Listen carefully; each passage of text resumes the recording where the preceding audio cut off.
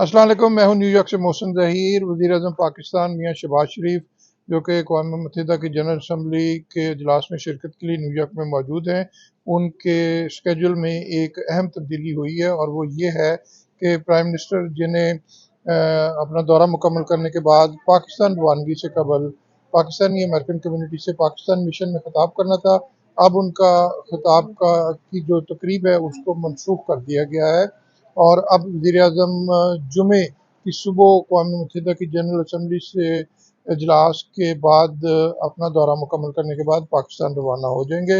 वज़ीर-ए-आज़म के Pakistani American community से ख़िताब का एहतमाम ओवरसीज़ पाकिस्तानी फाउंडेशन की जानब से किया गया था और फाउंडेशन के चेयरमैन वो भी खुसूसी तौर पर अमेरिका में मौजूद थे।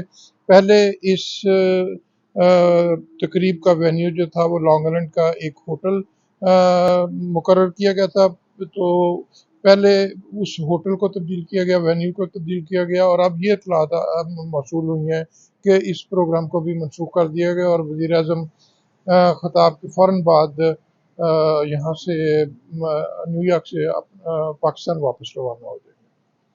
मोहसिन ज़हीर, न्यूयॉर्क।